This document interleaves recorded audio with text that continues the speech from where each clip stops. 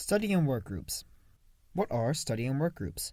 Study and work groups are collaborative gatherings where members ask questions that deepen their understanding and achieve common goals. Why do study and work groups form?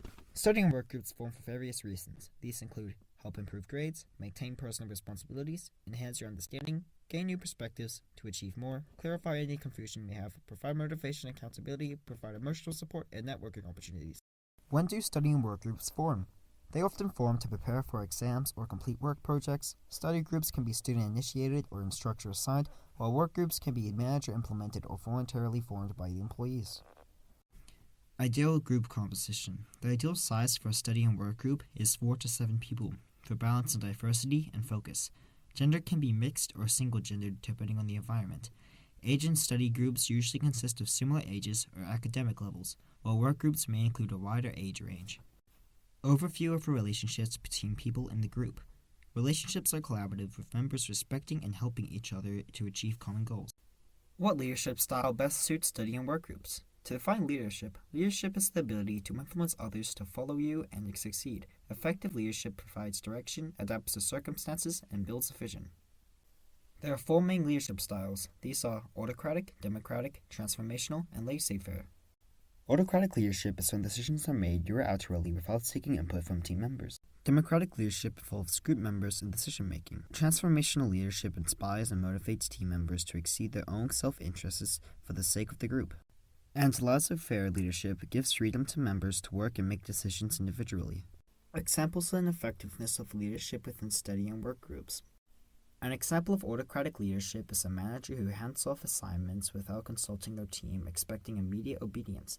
Autocratic leadership is effective at keeping control and quick decision-making, but likely to deduct the group's morale and creativity because of lack of input given. An example of democratic leadership is a study group leader who listens to everyone's ideas on how to approach studying for an upcoming exam. Democratic leadership is effective at enhancing group satisfaction and creativity by following input, but this can be time-consuming, which may lead to conflicts.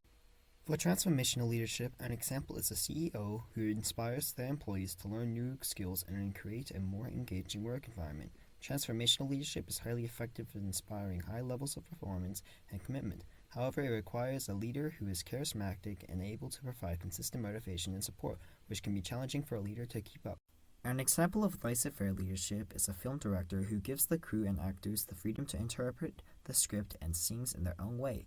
This style is very effective at working well with skilled, self-motivated members, encouraging autonomy and creativity, but can lead to a lack of direction if members are not disciplined.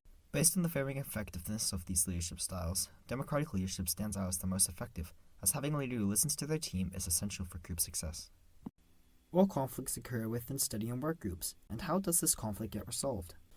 Incompatible goals. Conflicts can arise when group members have different objectives in the group. For example, one member wants to focus on studying for a math exam, while the other wants to study for a science exam.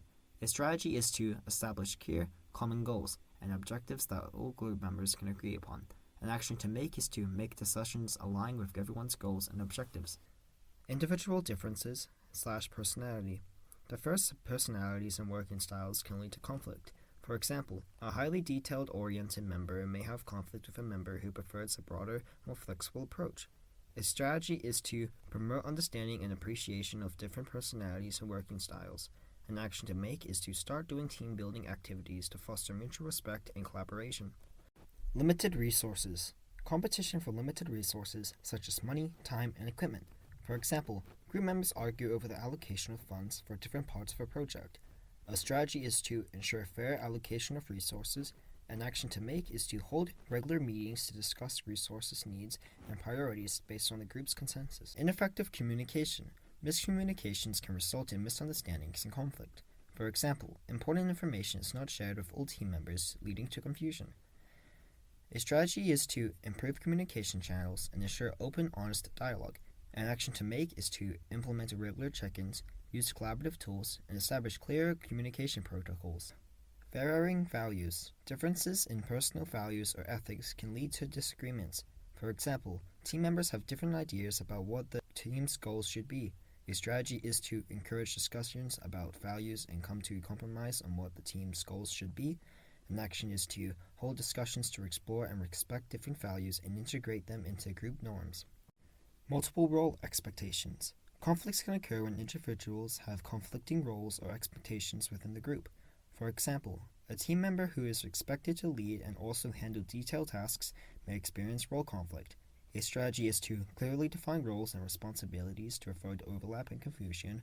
An action to make is to create a roles and responsibilities chart and regularly review and adjust as needed to ensure clarity.